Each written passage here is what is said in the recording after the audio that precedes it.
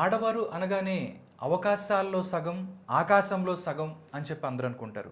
కానీ చట్టసభల్లో కూడా 33% రిజర్వేషన్స్తో పార్లమెంటులోనూ ఇటు అసెంబ్లీలోనూ స్త్రీ శక్తిని చూపించడానికి రెడీ అవుతున్నారు. దీనికి సంబంధించి సెంట్రల్ గవర్నమెంట్ అవ్వచ్చు, ఇటు స్టేట్ గవర్నమెంట్లు కూడా రెడీ అవుతున్నారు.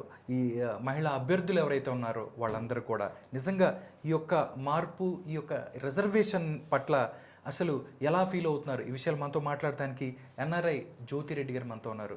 మేడంతో మాట్లాడతాం, మరిన్ని విషయాలు తెలుసుకుందాం. నమస్కారం మేడం. నమస్కారం అండి. మేడం, అంటే మాకు ఒక కష్టపడి పనిచేసి ఒక ఉన్నత స్థానంలో ఉన్న మహిళ అనగానే మీరు మాకు గుర్తొస్తారు. ఇప్పుడు చూస్తే 33% రిజర్వేషన్ ఇస్తుంది గవర్నమెంట్ చట్టసభల్లో మహిళలకి. ఫస్ట్ ఈ వార్త విన్నప్పుడు మీకు ఎలా అనిపించింది? చాలా సంతోషమైంది. నా పేరు జ్యోతిరెడ్డి, నేను ఎన్ఆర్ఐ ఫీనిక్స్ నుంచి, అరిజోనా స్టేట్.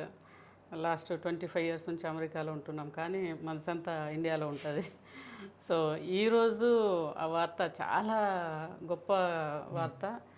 మోదీజీ గారికి చేతులెత్తి నమస్కరిస్తున్నాం. ఎందుకంటే చాలామంది పాలిటిక్స్లో రావాలని ఆలోచించి రాలేకపోతున్నందుకు, రిజర్వేషన్ సిస్టంలో తక్కువ వాళ్ళకు ఉండటం వల్ల, అంటే కంపల్సరీ ఉమెన్కి ఇవ్వాలనే రూల్ ఎక్కడ లేకపోవటం వల్ల, సో ఏదో 10 5 ఇప్పుడు తెలంగాణలో 119లో 10 మందే ఉన్నారు.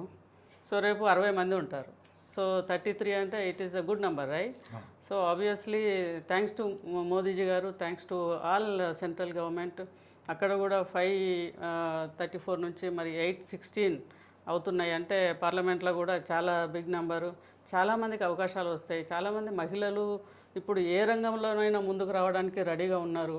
సో పాలిటిక్స్లో ఇంట్రెస్ట్ ఉన్న వాళ్ళు ఎవరైతే ఉన్నారో వాళ్ళందరూ కూడా డెఫినెట్గా రేపు ముందుకు వస్తారు. 60 మంది మన దగ్గర ఎమ్మెల్యేలు అంటే ఆహా, ఎంత కలర్ఫుల్గా ఉంటుంది అసెంబ్లీ. చాలా బాగుంటుంది. నాలెడ్జ్ ఉన్నది, ఇప్పుడు అందరికీ చేయాలనేటువంటి ఆతృత ఉన్నది, చేయాలనేటువంటి సంకల్పం ఉన్నది. ఒకే ఒక దగ్గర కొంచెం ప్రాబ్లం ఉన్నది. ఇప్పుడు సర్పంచ్లు ఉన్నారు, తర్వాత ఉప సర్పంచ్లు ఉన్నారు, తర్వాత ఎంపీటీసీలు, జెడ్పీటీసీలు ఉన్నారు ఊర్లలో, మహిళలు కొందరు. ఓకే, రిజర్వేషన్ ఉన్న దగ్గర, మహిళా రిజర్వేషన్ ఉన్న దగ్గర ఉన్నారు. కానీ వాళ్ళని పక్కకు పెట్టి వాళ్ళ హస్బెండ్సో, బ్రదర్సో, ఫాదర్సో చేస్తున్నారు. కానీ రేపు అసెంబ్లీలో ఇలాంటి అవకాశం ఉండదు. కాబట్టి మహిళలంతా కూడా గట్టిగా ప్రిపేర్ కాండి, దాంట్లో నాలెడ్జ్ తెచ్చుకోండి, పోటీ చేయడానికి రెడీగా ఉండండి. ఇంకొక సమస్య ఉన్నది. ఓకే, చెప్పండి మేడం. అది కూడా మీ ప్రేక్షకులకు చెప్తే వింటారు. తప్పకుండా. అదేంటంటే తప్పకుండా ఎమ్మెల్యే అంటే 50 కోట్లు ఉండాలి, ఎంపీ అంటే 100 కోట్లు ఉండాలి. మరి స్త్రీలు అంత ఖర్చు పెట్టలేరు. ఒకవేళ స్త్రీ కోసం గెలుస్తుందో ఓడిపోతుందంటే ఫస్ట్ టైం పాలిటిక్స్కి వచ్చేటోళ్ళు చాలామంది ఉంటారు ఇప్పుడు కదా. వాళ్ళ కోసం ఖర్చు పెట్టాలంటే కూడా కష్టమవుతుంది కదా. సో ఈ కష్టాన్ని భరించడానికి మరి హస్బెండ్స్, పేరెంట్స్ రెడీగా ఉండకపోవచ్చు. దానికోసం కానీ ఒక ప్రక్షాళన తీసుకురావాలి. దీంట్లో తప్పకుండా మన రాష్ట్రంలో అయితే సీఎం రేవంత్ రెడ్డి గారి పాత్ర ఉండాలి. మొన్న ఒక 10 days కింద మేము తెలంగాణ అమెరికన్ తెలుగు అసోసియేషన్ మా కన్వెన్షన్ ఉన్నది జూలైలో, దానికి ఇన్విటేషన్ ఇవ్వడానికి వెళ్ళాం. మా టీం అంతా కలిసి వెళ్ళాం. వెళ్ళినప్పుడు ఈ క్వశ్చన్ నేను సార్ని అడిగా, సీఎం గారిని, 33% ఇంప్లిమెంట్ అవుతుందా అండి అంటే డెఫినెట్గా అవుతుందని అన్నారు. Thank you CM Revanth Reddy గారు. రేపు 60 మందిని మరి చూస్తాం మనము అసెంబ్లీలో. డెఫినెట్గా ఏ పార్టీ నుంచి పోటీ చేసినా కూడా స్త్రీలు పోటీ చేసినప్పుడు జనాలంతా, ప్రజలు అర్థం చేసుకొని డబ్బు అంత ఖర్చు పెట్టకుండా ఉండడానికి ఏమైనా మార్గాలు ఉంటే వెతుక్కోవాల్సిన అవసరం ఎంతైనా ఉన్నది. ఓకే, సో ఓకే, అంటే మన దేశంలో చూస్తే మేడం, ఇందిరాగాంధీ లాంటి ఒక ఎవరైతే ప్రైమ్ మినిస్టర్ని మనం చూసామో, దాని తర్వాత కూడా ఆవిడ ఈ దేశాన్ని కూడా చాలా బాగా పరిపాలించిన ఘనత ఉంది ఆవిడకి. దాని తర్వాత కూడా ఎక్కువ మంది ఆడవాళ్ళు రాజకీయాల్లోకి రాలేకపోవడానికి కారణం ఏంటని మీరు భావిస్తారు? అంటే ఏం చెప్తారు? డెఫినెట్గా ఒకటి, మన దేశం మొత్తం కూడా మేల్ డామినేషన్ సొసైటీ, అది మనం ఒప్పుకొని తీరాల్సింది కదా. తర్వాత అవకాశాలు ఉన్న దగ్గర కూడా డబ్బు ఖర్చు పెట్టాలనే ఒకటి అది కూడా ఉన్నది. కాబట్టి డెఫినెట్గా దానివల్ల కూడా మెన్ ఎక్కువ రావటం జరుగుతుంది.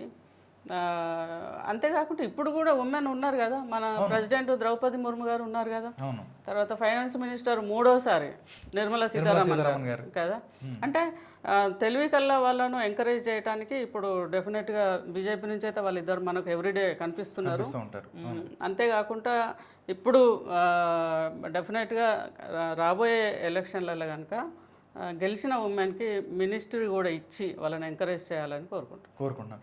ఓకేనండి, తెలంగాణకి సంబంధించి చూసుకున్నట్టయితే హ్యూజ్ నెంబర్ పెరగబోతుంది అటు అసెంబ్లీలోనూ పార్లమెంట్లోనూ. ఎలా స్పందిస్తారు దీని మీద మీరు?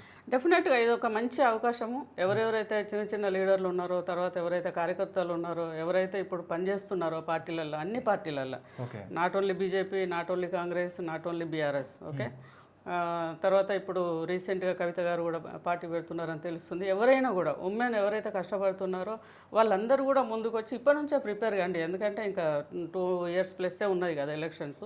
ఇప్పటి నుంచే ఎవరెవరు ఏ కాన్స్టిట్యున్సీ అనుకుంటున్నారో మీరు నిర్ణయించుకొని మీ కాన్స్టిట్యున్సీలో ఎఫర్ట్ పెట్టండి, కష్టపడండి, ప్రజలకు దగ్గర అవ్వండి, జనాల మధ్యలో ఉండండి. ప్రతి మహిళ కూడా పవర్ఫుల్లే. నేనే ఎగ్జాంపుల్, ఎక్కడో మరి మైలారంలో పొలంలో పనిచేసిన దాన్ని అమెరికా పోయి ఓ సాఫ్ట్వేర్ కంపెనీ పెట్టి అక్కడ నుంచి మళ్ళీ వచ్చి జనాల మధ్య ఏదో పనిచేయాలని కష్టపడుతున్నాము. అంటే మహిళ అనుకుంటే సాధించింది ఏది ఉండదు. పాలిటిక్స్ అనేది చాలా చిన్న విషయం. ఎవరన్నా బిడ్డని కానీ పెంచమని ట్రైనింగ్ ఇస్తలేరు కదా, అక్కడనే సాధించినప్పుడు ఇది చాలా చిన్నది దాని ముందు కదా. సో డెఫినెట్గా every women is a powerful and definitely you have to come and select as MLA, MLC and MP. Good luck. Okay, నార్మల్గా రాజకీయాలు అనేటివి మనం ఒకసారి చూస్తే పొల్యూట్ అయిపోతున్నాయి, అవినీతిమయం అయిపోతున్నాయని చాలామంది మాట్లాడుతున్నారు. కానీ చాలామంది మహిళలు ఎవరైతే కష్టపడి పైకొచ్చి దాంతోపాటు ప్రజలకు సేవ చేసే విధంగా చాలామంది కూడా ఉన్నారు. కానీ వాళ్ళు లైమ్ లైట్కి రాలేకపోతున్నారు. అంటే మీలాంటి మహిళలు రాజకీయాల్లోకి వచ్చే అవకాశం ఉందా? వస్తే మీరు సేవ చేయాలి అని మీరు భావిస్తున్నారంటే ఏం చెప్తారు మీరు? డెఫినెట్గా మహిళ రాకుండా ఉండడానికి, ఇబ్బంది పెట్టడానికి, వద్దు అనడానికి ఎక్కువ అవకాశాలు ఉంటాయి. కానీ ఇప్పుడు రిజర్వేషన్ ఉన్నది కాబట్టి డెఫినెట్గా ఎవరు ఆపడానికి అవకాశం లేదు కదా. ఇప్పుడు మహిళ ఎక్కడైతే 60 మందిని ఫిల్ చేయాలి కాబట్టి ఇప్పుడు చిన్న చిన్న కార్యకర్తలు కూడా పిలిచి టికెట్ ఇవ్వాల్సిన అవసరం ఉన్నది. కాబట్టి భయపడాల్సిన అవసరం లేదు. డెఫినెట్గా వస్తారు, పోటీ చేస్తారు, చాలా ప్లేసెస్లో గెలుస్తారని కూడా నమ్ముతున్నాను నేను. 60 మంది పోటీ చేస్తే కనీసం 30 మంది అన్న ఎమ్మెల్యేలు ఉంటారని ఆశిస్తున్నాను. చివరిగా మేడం, ఎవరైతే అవకాశం వచ్చిన మహిళలు ఏ విధంగా ముందుకెళ్ళాలి, చివరిగా ఎలాగా వెళ్ళాలంటే ఏం చెప్తారు?